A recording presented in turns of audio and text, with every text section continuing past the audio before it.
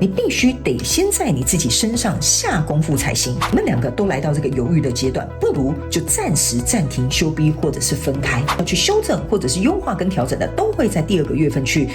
发现。第3个月份是会又有再一次可能面谈的机会、了解的机会、修正的机会。在这个季度的过程当中，应该是蛮消耗你的体力，还有你的精力，还有内耗的这个状况很多，所以这个部分你一定要能够好好的去呵护你自己。解决这个问题的步骤跟方法就是，请你看远一点，你一定要做一些事情去让你达到情感上面的满足。这个状况目前对你是不利的，有点像是你争也争不过人家，可能只能委曲求全，只能吞下来，只能就是按照别人的方式去做。这一次开始，你要能够勇敢的为你自己 say no， 需要这一场的分开，也需要这一场的暂停，你才会知道清楚哪个方向才是真正适合你的。Hello， 天秤座的朋友们，大家好，我是 Jane。今天这个影片是要给天秤座的朋友们的正能量运势牌卡解读。那正能量运势牌卡解读呢，它没有任何时间上面的限制，所以如果你不是在直播的时候看到这则影片，就麻烦请你前后推敲3个月左右的时间，会以你当下看到的季节为主，好吗 ？OK。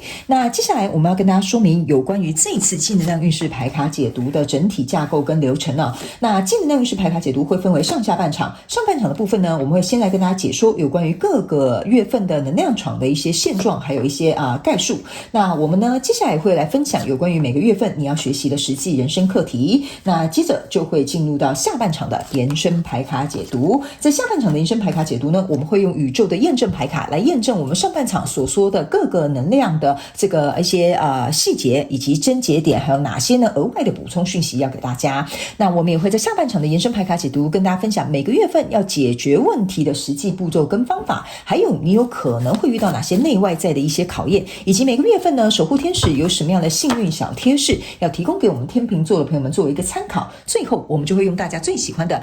天使跟宇宙传讯的部分来做结尾。透过身为传讯者的我，以口述表达的方式来听看看天使跟宇宙有什么样的讯息，希望透过我来告诉天秤座的朋友们，好吗 ？OK， 好，那我们话不多说，就准备进入到这一次你的正能量运势牌卡解读啦。首先呢，我先跟大家说明一下，在台面上的这3组能量牌卡，等一下我会采用第1组跟第2组或者是第3个月、第1个月、第2个月、第3个月来进行一个说明，并不代表是在1年当中的1月份到3月份 ，OK 哈，因为有很多人会误会，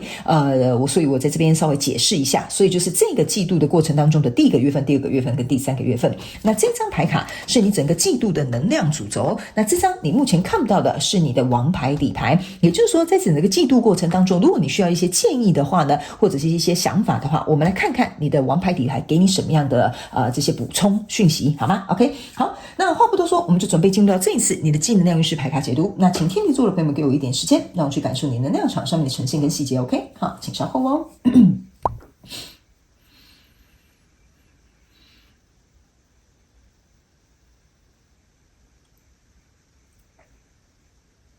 OK， 好，行，我觉得天秤座的朋友们在这个季度的过程当中，花蛮多时间在进行一个疗愈跟统整，还有去把自己重新拼凑起来，我感觉会是你这个季度主要的这个场景，好吧？我们一起来看一些细节。首先呢，在第1个月份呢是这个权杖9，然后是这个星星牌卡，还有这个是宝剑6 ，OK 哈。这3张能量牌卡呢，在第1个月份的能量场上面来说呢，我个人会感觉你可能在这一季之前经历了一些什么相关状况的人事物 ，OK 哈，有可能你是捍卫自己的权益而离开，或者是你觉得自己不允许接受这样的对待而离开 ，OK 哈，这都是有可能的哈。还有一种就是你可能没有办法妥协，所以选择就不跟对方合作都可以哈。我就稍微都举例一下，那你们按照你们自己的生活场景去做一个套用好吗 ？OK， 那正是因为这个曾经跟你过去的这个状况可能并不是很适合，或者是现在来到了一个很停滞的状态哈，不一定代表你要跟对方切八段 ，OK？ 所以正是因为如此我觉得这件交手相关状况人事物事件梦想或目标，让你其实是感到很疲惫的哈，因为你看你整个人都躺在这里哈，然后这是一个宝剑6，然后这是一个像是孔雀哈，载着这个身体准备要离开。我觉得这个状态呢，让你的身体跟心理其实都受到蛮大的冲击，而且会有一种很内耗的一种状态。OK， 然后呢，其实我觉得你们双方之间不管你这个是交手什么样的相关状况人数，其实你们双方之间都有，我要怎么说呢？就是说，你们当然想要找出一个解决方法。或者是说希望这件事情可以和平落幕，或者是能不能再看看有没有什么转圜的余地。我觉得是在第1个月份的过程当中，你们双方可能都有为这件事情而努力。那只有极小众的天秤座的朋友们，是你一直做这件事情，但是跟你交手的那个相关状况人数，他可能只有付出10%到15%哈，这大概只占这一次的净能量运势牌卡解读的天秤座的朋友们，大概5%到10%不到的人是这样的状况。OK 哈，那在这样的状况当中，我觉得你们应该都是各自有各自的立场或坚持己见的一个状态存在，所以导致于这个状况呢，并不是很理想，甚至有的状况就终止了，有的状况就进入到一个冷战。OK 好，所以呢，我个人会感觉这样的状态其实对你们双方来讲呢，感受度都不是太好。然后再加上这边有一个星星牌卡，我觉得这边如果暂时休兵啊，或者是比如说离开这个状况呢，对你来讲都是一个算是蛮疗愈，或者是可以让你能够有充电休息的这个比较好的一个做法。那呢，这一张星星牌卡还有给我一种感觉，就是说，你们可能双方即使各退一步，暂时休兵，或干脆我们就不要联络、不要联系、不要合作之后呢，你会觉得说，奇怪了，我这个要求是不是太过分，或者是我想要实现的这个蓝图会不会太遥不可及？这也是这张牌卡给我的一个感受。OK 哈，但是呢，你又会觉得说，就是对方某部分极小众的天秤座的朋友们，你会觉得对方好像吃人不吐骨头。好，就是我刚刚有讲，你们有极小众天秤座的朋友是遇到那种就是比较过分的哈，你会觉得那个人好像吃人不吐骨头的这种感觉，让你其实是蛮受到一个伤害，所以你才会想要很决定想要比如说就分开，或者是不合作，或者是我就干脆辞职。好，我就稍微举例一下。所以在这样的状况当中呢，我觉得大部分的这个天秤座的朋友们，你们在情绪起伏这个方面呢，我觉得你们是，我要怎么说呢？你不是伤心或难过，你是哀莫大于心死的这个状态比较多，好不好？就是你觉得没什么好讲了，你要讲什么的这种感觉比较多，因为讲了可能也没有帮助，然后说了可能又吵架，然后讲了对方又听不懂。好，我觉得你的情绪是比较处在于像这种状态，而不是说他欺负我，我很伤心啊，我很难过，我好失望，比较不是像是这样的一个状态。OK 哈，所以呢，这大概会是你第一个月份的能量场。OK 哈，那来到第二个月份的能量场呢，在这里是一个 Judgment 跟圣杯5，然后还有这个 Temperance。我个人会感觉呢，在第二个月份的能量场为什么会说你可能要重新去疗愈你自己，把你自己组织起来？因为我觉得在第一个月份跟第一个月份之前的时间，有一点让你元气大伤。那在元气大伤的过程当中呢，我觉得你是需要能够有一个空间或时间，或者是有一个人能够跟你聊聊，能够理解你的状态，我觉得你才会慢慢修复起来。那在这里有一个 Temperance 这边是一个拼图，然后这边是一个人。OK， 我个人会感觉某部分比较就是元气伤中就是伤得更深的那个天秤座的朋友们在这里呢是有一只鸟夹着你的这个心脏在这里。OK 你会觉得这件事情其实是很怎么讲，对你来讲是很受打击的。比如说我就举个例来说，在这里你一直以为就是这一份工作大家都可以体谅你的辛苦，殊不知呢你的另外一个可能跟你死对头的同事呢，就有点呢想办法就是要把你打压下去，或者在同事面前说你坏话，或者是去抱老板的狗腿，好，类似像这样。 OK 好，所以他想尽办法甚至不管正确与否，他就有点像是吃人不吐骨头，就是想要就是让你这么做。那你为了比如说假设我现在是举例举一个实际的例子，你们可能比较懂我要表达能量场是什么，就是说你在正面跟他争论跟他说明跟老板解释这就是你很内耗的一个状态。你只是希望说这件事情能够有一个和平的结束，你不要来烦我，你不要没事就是无中那种无中生有这个就是你宝剑6，你一直觉得说我想好好就去处理，但是对方可能跟你不同立场，他可能有他的想法，或者是他可能就是跟你明着干。好，所以这件事情就是为什么会让你觉得有点失望，然后你的元气会大伤。 OK 哈，那来到这个现阶段能量场为什么这个鸟鸟它这个骷髅头鸟鸟会夹着你的心脏，这个会有一点像是某部分的天秤座的朋友们，你会觉得我的价值被抹灭了，或者是这件事情真的让我很心痛，我没有想到原来你是这样的人，或你会这样对我，或你会这样说我。所以某部分的天秤座的朋友们，这个有点像是直击你的心脏就暴击的一个感觉。 OK 好，所以我会感觉你会觉得说，没想到我的过去这些所有的付出或者是努力或干嘛，竟然会让别人这样看待或对待，或者是有这样的评价。OK， 好，所以呢，我觉得这就是为什么你要花很多时间去疗愈你自己，跟把你自己拼凑起来的原因，就是在这。OK， 那这个拼图呢，我会觉得说哈，某部分的天秤座的朋友们，你在第2个月份呢，会有一些想法，就是说你会心中有一部分被掏空了。掏空不是说这个人拿走你的什么，而是因为这些人讲的，比如说有关于你自我价值的问题，你就会觉得说，我是不是真的没有这个东西？所以这个东西就会从你身上被掏空了。OK 好，然后你看到另外一个人，他是全身都是这样子的拼图，所以你会开始去思考一件事情，我在这边努力是为了什么？然后或者是这个人给我的在感情当中给我的东西，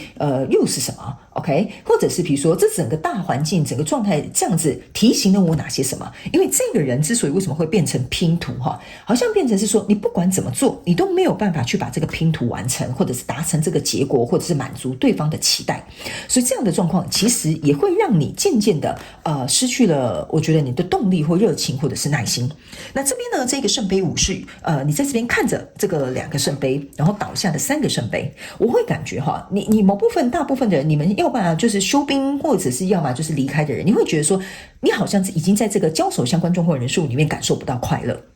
OK， 但是你依然对于这个交友的相关状况人数有一点点依恋，或者是有一点情感依然存在，或者是有些人情或者是情绪在里面。OK， 好，但是这样子的你呢，你自己也觉得说我已经遍体鳞伤了，或者是我已经元气大伤了，或者是我已经觉得说我尽我所能做到最好了。OK， 好，你还是会在夜深人静的时候会觉得说，为什么这些事情可能要找上你，或者为什么这些人要这样子对你？我觉得在第2个月份，你还是会有这样子的感受出来。那这张 Judgment 呢，我觉得哈，你看到它是一个天使，然后往天空上面飞，然后呢，这边呢就是留下一堆骨头，哈，就是这样子，然后看起来很像是荒郊野外。你觉得呢？你自己对于这些所有的事情的发生，跟你交手这些相关状况人事物呢，我觉得你已经有你自己去。看待这件事情的一个结论，好，我觉得在第2个月份你会得到一个结论。那这个结论呢，我觉得或许会成为让你从这个状况当中解脱非常好的一个方法。意思就是说，假设好，这个同事就是故意想要把你斗下来，他就是不想要让你升迁，你就看清楚了，原来我的努力不一定会有回报。原来这个同事会为了要升迁而什么样的烂事都做得出来。原来你的主管可能眼睛瞎了，就是没有看到谁才是真正的那个为公司付出的人，或者是谁才是真正就是去为了这段感情付出很多的人，或珍惜这个合作的人。OK， 所以当你自己心中如果在第2个月份找出了一个帮这个交手相关状况人数结案的这个原因跟理由，我觉得你修复的速度就会在第2个月份开始慢慢的加速起来。因为来到第3个月份的时候，你抽到的是圣杯侍者，抽到的是权杖7，抽到的是钱币2。OK， 好，我会感觉某部分极小众的这个天秤座的朋友们，在这边跟你交手相关状况人数，如果是冷战，或者是你们已经休兵，或者是比如说已经分开，我会觉得极小众的天秤座的朋友们，这一些东西会再回来。OK， 好，我先给你看为什么会再回来。这边是一个圣杯侍者，你看这个人呐，他坐在这个杯子里面，然后左右就是看左右看右，然后这边有一个骷髅头就走回来了。这个骷髅头象征的意思就是过去的这些跟你交手相关状况人数，他们又回来找你了。可是你好不容易复原哦，为什么？因为你本来坐在这个圣杯里面，你在修复你自己，在调整你自己，在放下这些所有的过去或不开心的这些东西的时候，他们又会回来了。那他们回来的时候，这个时候你就会觉得说，其实我现在状态已经慢慢好起来了，怎么这个时候他又要提起这件旧事，或者是他又要来跟我聊这件东西，或者是他可能又要来挽回我。 OK， 所以这个东西是非常有可能在第3个月份是会出现的。 OK， 然后呢，你在这边抽到的是权杖7，然后还有这个钱币2。我个人会感觉他们回来或者是这个状况，某部分的天秤座的朋友是可能会有相同未来的一些状况会在未来发生，就是说这边演过的事情非常有可能在未来又会再上演一次。那来到这里呢，这个权杖7象征的意思就是要告诉这个天秤座的朋友们请你在这个状况当中勇敢去真实做你自己。 OK， 就是说你要把你的面具拿下来了，你不要再像过去一样老板觉得我不 OK， 老板相信他，那我就更努力，我就去做，去证明我才是有实力的那个人。 OK，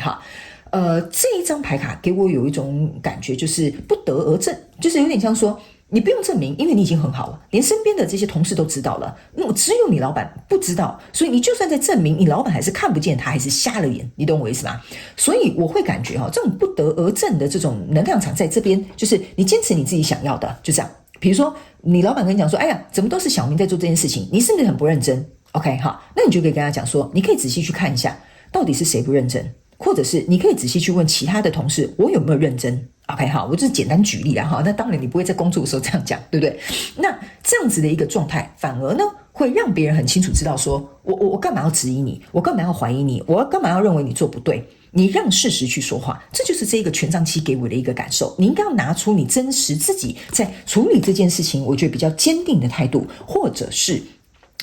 有一种就是处之泰然的这种状况。OK， 因为这个 judgment 啊，就是为什么我会说，如果你有一个结论，你比较好在处理后面的事情，或接下来可能要处理，或他们回来找你，你要怎么样去跟他做一个对应？因为如果你已经看清楚这个人就是这样，他不珍惜你的付出，然后结果他来这边找你挽回，你就直接告诉他为什么要挽回，对吧？我在的时候你又不珍惜我，你现在觉得我好，你要挽回，为什么？对吧？是这样说，你不用跟他讲说，你看你现在后悔了吧？我之前对你怎么样？你现在知道了吧？你现在知道我比较好了吧？什么？你跟他解释这种东西没有用，你只要把你自己那个气势拿出来就好。这个就是这个权杖七给我的一个感觉。那这个钱币二呢？我会觉得某部分的天秤座的朋友们，你心里一定会犹豫。你其实心里如果是有人回来找你，或有人要跟你继续谈这件事情你心里是会有一点紧张，但是也会有一些窃喜，但是也会有一点犹豫，跟这个怎么讲？会有一种这种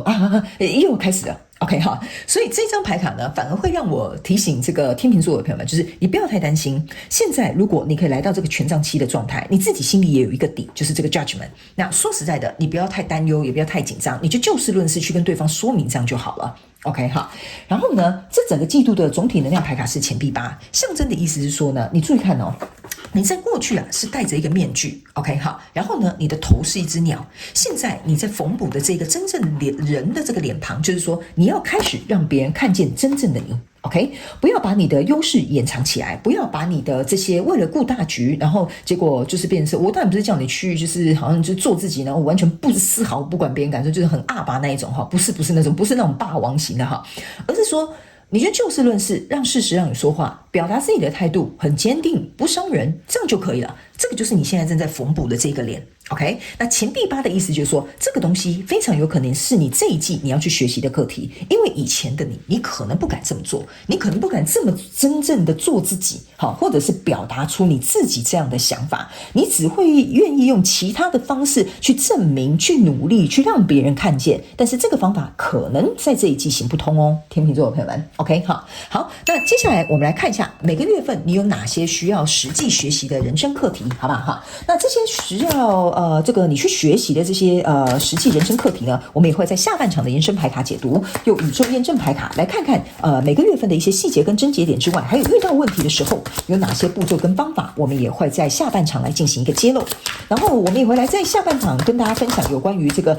天使就是你的守护天使要给你哪一些幸运的小贴士，或者是怎么做可以让你拥有幸运。最后我们就会来用这个宇宙跟天使传讯的部分来做一个结尾，好不好？OK， 好，来，我们来看第一个月份你要学习的实际课题。这张牌卡呢，就是一个宝剑五 ，OK， 好，来，你看这个宝剑五跟宝剑六，它是顺势而为一直走的。对吧 ？OK 哈，这张宝剑五呢，来到你的这个第一个月份的能量场，要告诉你你要实际学习的一个课题就是说，你看这个人已经被脚也砍断，手也砍断，然后他的头跟手跟身体都在不同的地方。这个就是说为什么我会跟你讲这个状况让你很内耗，你要用尽很多力气，要去证明，要去努力，要去付出，这个方式已经行不通了。OK， 因为这个方式就是要告诉你，他要彻底解体就是你在过去第一个月份，你已经感受到了这个失败的相关中国人事物事件梦想或目标，它不能用这种方式了，因为这个方式会让你感到很累，会解体，没有力量，或者是甚至很内耗的一个状态一定会出现。所以呢，你在第一个月份要解决的这些问题的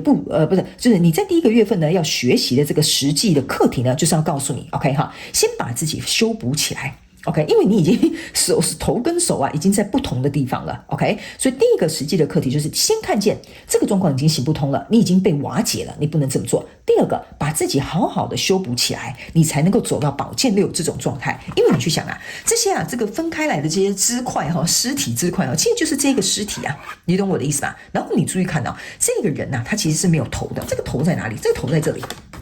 这个头在这， OK， 你就是要把这两个缝补起来，所以这就是为什么我会跟你讲，这个季度的过程当中，第一，你要去厘清你自己做什么，去把这件事情说一个收尾，然后去为这件事情做一个结论，然后去理解什么东西可行，什么东西不可行，然后勇敢的去做出你自己。所以这就是为什么你要把这个尸体，把这个状况从这个现状当中去把它拉走，你不要在这个泥沼里面困那么久，这个就是你要学习的课题。既然如此，现在先不行，我们先休兵，不然就先暂时不要联络，或者是我们就先暂时分开。就这样子 ，OK， 你不要已经搞成这样子了，你还要把自己再继续往里面丢，再往里面燃烧，没有用的，天秤座的朋友们 ，OK， 所以你要学习适时的止损，然后适时的能够把你自己拉回来，然后呢，先去做一个修补，先去做一个调整，之后再说。OK， 因为我觉得某部分天秤座的朋友们你会去燃烧你自己OK， 这个你要特别注意一点点。OK， 你已经快要烧到变成灰飞烟灭了好，来，接下来第二个月第二个月你抽到这张牌卡叫做隐士牌卡，你要实际学习的课题就是，你看这个隐士是很认真在看这个贝壳的，意思就是说，在过去跟你交手这个相关状况、人事物、事件、梦想或目标，你要去想一下，真正能够实际解决这个问题的方法是什么？这个就是你要学习的。比如说，你就在这段感情当中患得患失，你觉得付出更多，他可能就会更爱你，不是的。这就不是一个实质的解决方法，你都被分尸了，你都搞到人仰马翻、四分五裂了，那就代表说这个方法行不通。你真正实际的要做的事情是什么？有可能是你要去跟对方沟通，你有看见我的付出吗？你希望我这样付出吗？那你要怎么样对我付出呢？这个才是一个实际拿在这个贝壳手中就仔细去看真正实际的解决方案是什么，这个就是你要学习的课题 OK， 而且你要有智慧的去做一个分析。然后这一张隐士牌卡呢，也会给我有一种感觉就是说你要能够去倾听你自己内心的声音，因为它是站在海边的。海边的意思就是说，你跟这个交手相关状况人事物，可能你们内心有很多想法跟感受，对方是看不见的。你们好像就有点事情上来，我们来解决事，但是解决事情的方式又不适合这件事。OK， 所以这件事情很重要，你要找出实际的解决方法，并且有智慧的，并且想办法能够去听见你自己内心的声音，不管是要释放也好，或者是沟通也好，或者是让对方知道也好，这个情绪是势必要被处理的，因为这边有很强大的一个感受，你呢可能必须要在第二个月份来进行一个消化。那第三个月份在这里，这张叫做恋人牌卡，所以我刚刚才会敢跟你讲，这个跟你交手相关状况人士，如果休兵了、休战了、分手了，有可能他想要回来重新跟你牵上这个手OK 好，所以你第三个月份呢，可能会遇到实际课题，就是我要不要继续跟这个交手相关状况人数进行一个连接，这个就是你要学习的。OK 好，所以你要不要跟他连结？你可能要看一下，第一，看自己的能耐；第二，看这个人的改变；第三，看你们中间这些有没有真的有实际的方法去解决你们之间的冲突跟矛盾。OK 好，那来到这整个季度的过程当中你抽到这张牌卡叫做月亮，你有没有发现这两个人长得一模一样，然后呢拿着这个刀锋相见的这个状态。OK 好，那其实呢，我个人会感觉这张牌卡给我的第一个能量场的感受，就是在这整个季度的过程当中，这个是你，这个是对方，你也可以把它想成是这个是你，这个是你所追求的目标跟梦想。OK 好，这个要提醒你一件事情，就是你要学习什么？硬碰硬是没有用的。OK 好，固执在坚持在一个方式上面也没有用的。OK， 去找出这个事件当中的弹性、可能性、拓展性，可能会对你在交手这个相关状况人事物呢，在这一季可能会有一个转换的余地。OK 好，然后呢，还有一件事情就是。他们也让我提醒天秤座的朋友们，如果假设这是一个人，就是你是遇到是人际关系的话，你其实仔细去看看，你为什么对这个人这么生气？其实这个人可能就是你，你们两个当然有互相必须要去学习的东西，但是你也会发现这个人反映了真实的你。而这个月份呢，不是这个月份，这个季度我不是说嘛，你要真正去能够去做出你自己，所以这个人其实有一点像是来帮助你去看到真正的你到底是怎么样的一个人。OK 好，这也是你整个季度要去学习的课题。那最后我们来看一下你的这一季的王牌有什么样的建议可以告诉你，如果你遇到任何状况，你想要来听看看王牌的建议。这张牌卡叫做钱币五。OK 好，钱币五这张牌卡呢，其实象征的就是钱币五跟钱币五加起来是钱币10，所以呢这就有点像说你们两个要怎么样去做一个磨合跟融合，才能够达到钱币10你想要的理想的愿景，这个就是你整个季度的在学习的课题之一。还有另外一个是我要提醒某部分的天秤座的朋友们，钱虽然很重要，但不能解决所有的事情。OK 哈，你们某部分的人可能是碰到钱很重要，但并不是用钱就可以解决你心中的这个愤怒，或者是用钱就可以解决你在乎的事情。那第三个，你在这整个季度要去学习的课题，就是说你不要怎么讲，老是去钻牛角尖，看对方不够好的部分，或者是还有另外一个这个是其中一个，另外一个是有点像是说，你觉得好，那这样不够好，那我就去证明我自己够好。所以你可能会你有点像反其道而行哈，就是说，人家觉得你不够好，你就去努力的证明你更好，对吧？那如果你已经觉得你自己更好了，你为什么要证明？你为什么要满足他的期待？你为什么要去符合他的需求？那当然，我知道每个人状况不太一样，这个讯息有可能是给其中有一部分的天秤座的朋友们，所以我会告诉你，有些时候你反而太用力了。OK 哈，太用力反而会让你困在这边，感觉自己失去了这个整个我们这样讲哈，就在这个情势当中的这种优势也好，或者是失去了整个，就你变成好像被对方拉着走，就是跟着他的走向去了。好吧 ，OK 哈，所以这个你也要特别注意哦，这也是你在这整个季度的过程当中你要特别小心的，要去能够了解，不要被拉着被这个情势拉着跑。然后还有一件事情，不要去钻牛角尖，看到对方的不好，因为当你聚焦在那里的时候，你没有办法去看到其他更好的解决方法，好吗？这个就是你王牌要给你的建议 ，OK？ 那接下来我们就要进入到下半场的延伸牌卡解读。那在下半场的延伸牌卡解读呢，我们会来用宇宙验证牌卡验证每个月的一些细节跟症结点，让你可以了解到更多的资讯，以及遇到问题的时候有哪些解决的步骤跟方法，还有在每个月份我们有哪些内在跟外在的考验，以及怎么样做可以拥有更多的幸运。OK 哈，你的守护天使会来给你一些小贴士。最后我们就会进入到大家最喜欢的天使跟宇宙传讯的部分，好吗 ？OK 哈，那如果你也想要加入我们下半场的延伸牌卡解读，欢迎你来到我们这个影片下方的这个资讯栏，我们延伸牌卡解读的连结我们会放在下方哈，欢迎你一起来进行加入 ，OK 哈。好，那以上这个上半场的部分就提供给大家作为一个像是一个概述的一个方式来作为一个参考，所以在这里我也要非常感谢天秤座的朋友们来收看我的影片，也希望能够为你带来帮助，希望你会喜欢。那我们就下半场见咯，拜拜。